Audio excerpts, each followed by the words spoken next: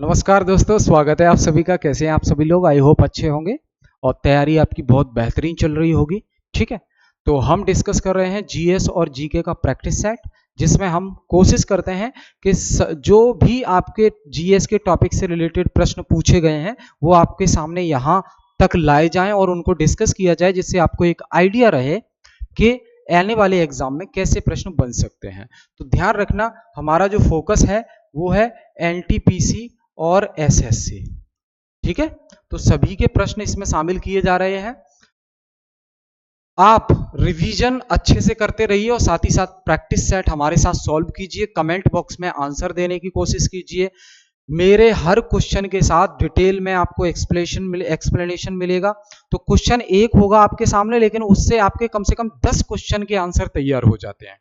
तो ये एक बेहतरीन सेशन है आपके लिए, और आप कहीं भी कंपेयर कर लो, इस तरीके से एक्सप्लेनेशन और इतनी डिटेल और इस प्रकार से क्वेश्चन, इस लेवल के क्वेश्चन शायद ही कोई कराए। ठीक है, मैं ये नहीं कह रहा सिर्फ मैं करा रहा हूं, लेकिन बहुत कम लोग करा रहे हैं। ठीक है, तो आपको ये अपॉर्चुनिटी मिली है, आप इसका फायदा उठाइए, लाभ उठाइए और एक सीट अपनी रिजर्व कीजिए सिलेक्शन के बाद। ठीक है, चलिए शुरू करते हैं हम। सवाल है आपके सामने, ये जो CAG होता है, CAG, इसकी नियुक्ति कौन करता है? CAG की नियुक्ति कौन करता है? Controller and auditor general. अब भैया ये होता कौन है ये भी देख लो आप। जैसे एक एग्जांपल देता हूं, कोई कंपनी है, तो कंपनी में देखो एक CA होता है, CA जो उस कंपनी की रिपोर्ट तैयार करता है साल की, कि कंपनी ने कितना इनकम किया और कंपनी ने कितना खर्चा किया। आय एक साल में और एक साल में खर्चे, उनकी सबकी रिपोर्ट तैयार करता है। इसे बोलते हैं कि CA ने ऑडिट कर दिया कंपनी का इस साल का। ठीक, वैसे ही जो CAG है, कंट्रोलर एंड ऑडिटर जनरल, ये सरकार का ऑडिटर है। क्या है? सरकार का उसे कहेंगे मुंशी। मुंशी, पुरानी फिल्मों में सुनते थे ना, मुंशी जी। सरकार के हिसाब किताब, लेखा जोखा तैयार करके रिपोर्ट तैयार करता है। तो CAG जो है भारत सरकार का ऑडिट करता है और साथ ही साथ राज्य सरकारों का भी ऑडिट करता है, और केंद्र शासित प्रदेश जो है उनका भी ऑडिट करता है।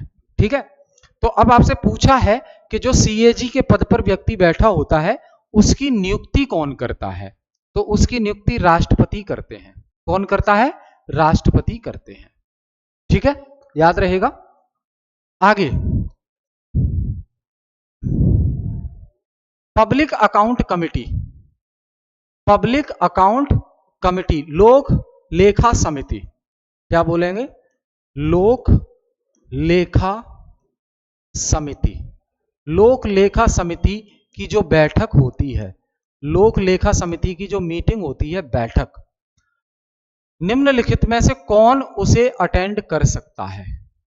निम्नलिखित में से कौन उसमें भाग ले सकता है? जो लोक लेखा समिति की मीटिंग होती है उसमें निम्नलिखित में से कौन भाग ले सकता है? तो CAG भाग ले सकता है। Controller and auditor general, Bharat का नियंत्रक एवं महालेखाकार, उस कमेटी में भागीदारी कर सकता है, उस बैठक में हिस्सा ले सकता है, और कोई नहीं ले सकता। ठीक है, संसद की कई कमेटी होती हैं, प्राक्कलन कमेटी, लोक लेखा समिति, एस्टीमेट कमेटी। तो इनमें जो लोक लेखा समिति है उसमें CAG भी भाग ले सकता है बैठक में। ठीक है, अगला, अगर हम इंडिया के हिसाब से देखें तो सबसे हाईएस्ट रैंक किसकी है? Who among the following ranks highest in order to precedence? सबसे उच्च रैंक, उच्च श्रेणी में कौन आता है इंडिया में? अगर देखें, क्या डिप्टी, इन चारों में से ही बताना है आपको। हो सकता है कि इनमें से जो है कोई और भी हो जो टॉप पर आता हो, लेकिन वो उसका नाम यहां शामिल नहीं है। पर आपको तो इन चारों में से सबसे टॉप रैंक पे कौन आता है वो बताना है, उच्च रैंक पर कौन आता है ये आपको बताना है। ठीक है, तो देखो डेप्यूटी प्राइम मिनिस्टर नहीं, फॉर्मर प्रेसिडेंट नहीं, यानी कि जो पूर्व राष्ट्रपति हैं, फॉर्मर प्रेसिडेंट मतलब पूर्व राष्ट्रपति, ये टॉप पर आते हैं नहीं। उप प्रधानमंत्री टॉप पर आते हैं नहीं, इनका तो जिक्र संविधान में भी नहीं होता उप प्रधानमंत्री। स्पीकर ऑफ लोकसभा टॉप पर आते हैं, ये भी नहीं आते, लोकसभा के अध्यक्ष। Governor of state with in his state, राज्य के अंदर, राज्य के अंदर जो राज्यपाल है, राज्यपाल वो उस राज्य में फर्स्ट रैंक पर आता है, पहली रैंक पर। जैसे ध्यान रखिए, भारत का प्रथम नागरिक किसे बोला जाता है? राष्ट्रपति को। और राज्य का प्रथम नागरिक किसे बोला जाता है? राज्यपाल को। तो राज्य के अंदर सबसे हाईएस्ट पोजीशन पे कौन आता है? राज्यपाल आता है। तो ये सही है, सी, सी सही है। ठीक है, अगला, आपको पता है कि लोकसभा, लोकसभा एक अस्थाई सदन है, लोकसभा एक अस्थाई सदन है जो 5 साल के लिए बनता है, 5 साल का कार्यकाल होता है लोकसभा का। सवाल पूछ रहा है क्या लोकसभा को 5 साल से पहले भी विघटित किया जा सकता है? क्या राज्यसभा इसको लोकसभा को 5 साल से पहले भी विघटित किया जा सकता है, डिसॉल्व किया जा सकता है? जी हां, किया जा सकता है। क्या कौन करता है, किसके द्वारा किया जाएगा? क्या राष्ट्रपति के द्वारा, या लोकसभा के स्पीकर के द्वारा, या राष्ट्रपति के द्वारा मंत्रिपरिषद की सलाह पर? राष्ट्रपति के द्वारा मंत्रिपरिषद की सलाह पर, या राष्ट्रपति के द्वारा स्पीकर की सलाह पर? बताएं भाई। 24वां प्रश्न, 24। तो देखो, लोकसभा का कार्यकाल 5 साल होता है दोस्त, 5 साल होता है। 5 साल से पहले राष्ट्रपति इसको विघटित कर सकते हैं और फिर दोबारा चुनाव हो जाएंगे। राष्ट्रपति इसको विघटित करते हैं, लेकिन सलाह किससे लेंगे?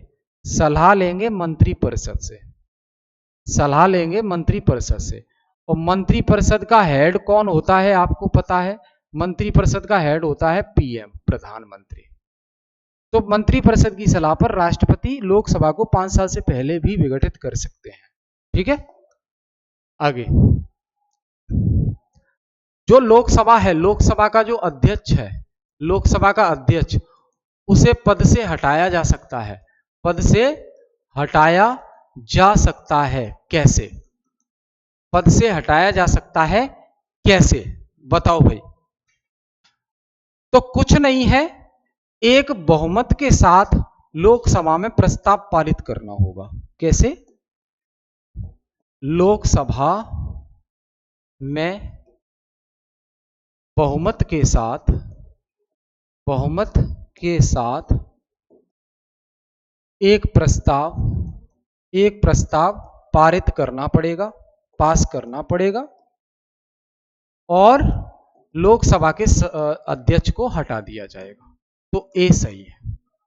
तो लोकसभा के अध्यक्ष को समय से पहले हटाया जा सकता है, इसके लिए लोकसभा में एक प्रस्ताव पारित करना होगा। पारित हो गया वो प्रस्ताव तो लोकसभा के अध्यक्ष को पद से हटा दिया जाएगा।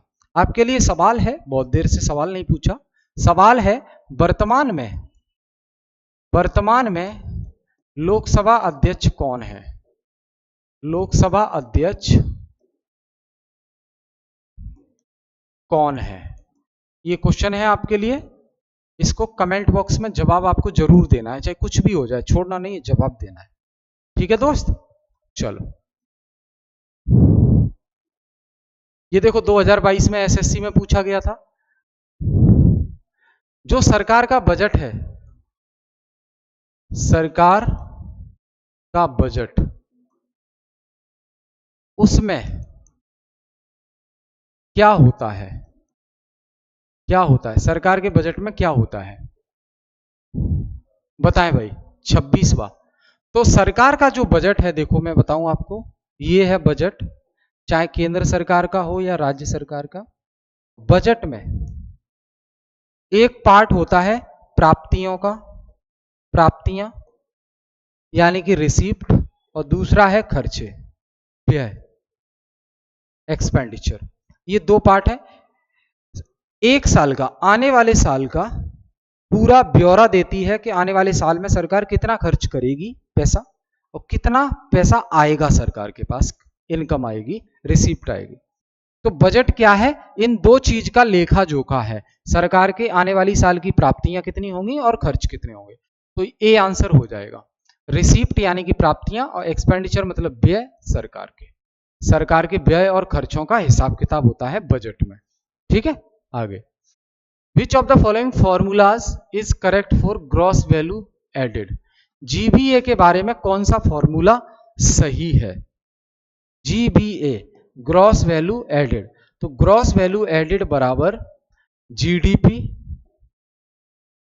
Plus subsidy, subsidy minus tax यानी कि कर। तो जीडीपी आपको पता है सकल घरेलू उत्पाद, सकल घरेलू उत्पाद में, सकल घरेलू उत्पाद में अगर सब्सिडी जोड़ दो, सब्सिडी मतलब सरकार जो छूट देती है वो जोड़ दो, और टैक्स को घटा दो, तो जीवीए आ जाएगा, ग्रॉस वैल्यू एडेड। अब सकल घरेलू उत्पाद क्या होता है आपको पता होगा। एक वित्तीय वर्ष में, एक वित्तीय वर्ष में भारत की भौगोलिक सीमा के अंदर, भारत की भौगोलिक सीमा के अंदर, सीमा के अंदर वस्तुओं और सेवाओं का कुल उत्पादन, वस्तुओं और सेवाओं, सेवाओं का कुल उत्पादन, उसका अंतिम मूल्य ही जीडीपी कहलाता है। ठीक है, तो जितना जीडीपी हुआ भारत का, उसमें सब्सिडी जोड़ दो और टैक्स घटा दो, तो जीवीए आ जाएगा, ग्रॉस वैल्यू एडेड। ये जीडीपी से थोड़ा सा शुद्ध होता है। ठीक है, अगला, हमने किसी से लोन लिया, लोन लिया और उसका हमने पेमेंट कर दिया, उसका हमने पेमेंट कर दिया, तो वो किस में आएगा, किसका उदाहरण है। रेवेन्यू एक्सपेंडिचर या रेवेन्यू रिसीप्ट, कैपिटल रिसीप्ट या कैपिटल एक्सपेंडिचर। 28वां। तो देखो, कैपिटल एक्सपेंडिचर मतलब पूंजी, पूंजीगत व्यय, और ये रेवेन्यू एक्सपेंडिचर मतलब राजस्व व्यय, राजस्व व्यय। अब यहां देखो, सरकार अगर लोन का पेमेंट कर रही है, कि सरकार पहले लोन लेकर आई थी किसी से, अब वो पैसा चुका रही है, पैसा चुका रही है तो सरकार का खर्चा हो रहा है, तो खर्चे में ही आएगा या तो रेवेन्यू एक्सपेंडिचर यानी कि राजस्व खर्चा, या कैपिटल एक्सपेंडिचर पूंजीगत खर्चा। ये दोनों तो बिल्कुल नहीं होंगे क्योंकि ये तो प्राप्तियां बता रहे हैं। तो अब देखो, राजस्व व्यय में वो चीजें आती हैं जो डे टू डे लाइफ में सरकार खर्च करती है, जैसे कि दूसरे देश से लाए गए कर्ज पर ब्याज चुकाना, तो ब्याज तो हर बार देना ही पड़ेगा, मेन पैसा भले ही 15-20 साल बाद दे दो, ब्याज तो हर महीने देना पड़ेगा। तो जो बार बार चीजें होती हैं वो राजस्व व्यय में आएंगी, और जो कभी कभार खर्चे होते हैं वो पूंजीगत व्यय में आते हैं। तो लोन जो हम लेकर आए आईएमएफ से, वर्ल्ड बैंक से, वो ऐसा तो नहीं है कि एक साल के अंदर ही दे दिया, 20-25 साल 30 साल लगी जाते हैं। तो ये कैपिटल अकाउंट में आती हैं, यानी कि पूंजीगत व्यय में आती हैं वो चीजें जो कभी कभार होती हैं। तो लोन का पेमेंट हम कभी कभार करते हैं तो वो पूंजीगत व्यय में आ जाएगा, डी आंसर इसका हो जाएगा। ठीक है, आगे। रेवेन्यू रिसिप्ट में कौन सी चीज शामिल नहीं है, यानी कि राजस्व प्राप्तियां, राजस्व प्राप्तियां, राजस्व प्राप्तियों में कौन सी चीज शामिल नहीं है, कौन सी चीज शामिल नहीं है। अब देखो, रेवेन्यू रिसिप्ट का मतलब जो डे टू डे लाइफ में सरकार के पास आ रही हैं, पैसा आ रहा है, वो रेवेन्यू रिसीप्ट, राजस्व प्राप्तियां। और जो कभी कभार सरकार के पास पैसा आए वो पूंजीगत प्राप्तियों में आएगा। तो राजस्व प्राप्तियों में कौन सा नहीं आता, ये पूछा है कौन सा नहीं आता। तो 3 आएंगे, 1 नहीं आएगा। Cash grants in aid from foreign countries and international organisations, ये हम बात कर रहे हैं कौन से नंबर का है, 29। ठीक है। तो यहां देखो, किसी दूसरे देश से हमें कैश में दान मिला है, तो वो आया तो हमारे पास ही है पैसा, तो प्राप्तियों में ही आएगा। लेकिन दान कभी कभार मिलता है ना, हमेशा थोड़ी ना मिलता है, तो वो पूंजीगत प्राप्तियों में काउंट होगा, राजस्व प्राप्तियों में प्राप्त होगा। क्या बताओ? Sale of government assets. यहां आज हमें किसी देश ने हेल्प कर दी, वर्ल्ड बैंक ने हेल्प कर दी, IMF ने हेल्प कर दी, किसी WTO ने हमें मदद कर दी, किसी दूसरे देश ने हमें मदद कर दी, तो दान तो कभी भी आ सकता है, दान कभी भी आ सकता है, उसका कोई निश्चित समय नहीं है कि 25 साल बाद ही आएगा। तो कैश ग्रांट्स, कैश में जो दान मिलता है दूसरे विदेशियों से, दूसरे देशों से, तो वो राजस्व प्राप्ति में आएगा, क्योंकि ये तो कभी भी आ सकता है। आपको बताना है कौन सा नहीं आएगा। सेल ऑफ गवर्नमेंट एसेट, सरकार अपनी संपत्ति बेच दे, सरकार संपत्ति बेच दे, तो सरकार अगर अपनी संपत्ति बेचेगी तो उसके बदले में पैसा आएगा, तो वो प्राप्तियों में आएगा। लेकिन सरकार अपनी संपत्ति हमेशा तो नहीं बेचती, कभी कभार बेचती है, तो वो पूंजीगत प्राप्तियों में आएगा, न कि राजस्व प्राप्तियों में। तो यही पूछा है कौन सा राजस्व प्राप्ति में नहीं आता, तो बी, सरकारी संपत्ति को बेचना राजस्व प्राप्तियों में नहीं आता, ये पूंजीगत प्राप्ति में आता है। तो आंसर हो जाएगा ये, ठीक है, बी आंसर हो जाएगा। वहीं और देख लो, fees and other receipt, fees collect करती है सरकार, एग्जामिनेशन फीस होती है और भी फीस होती है, तो वो तो डे टू डे लाइफ में आना ही है, तो ये तो राजस्व प्राप्तियों में आएगा। सरकारी कंपनी से जो मुनाफा आ रहा है, सरकारी कंपनी से मुनाफा सरकार को मिल रहा है, वो भी हर साल मिलेगा, वो भी राजस्व प्राप्तियों में आएगा। बस बी नहीं आएगा राजस्व प्राप्तियों में, ठीक है। आगे,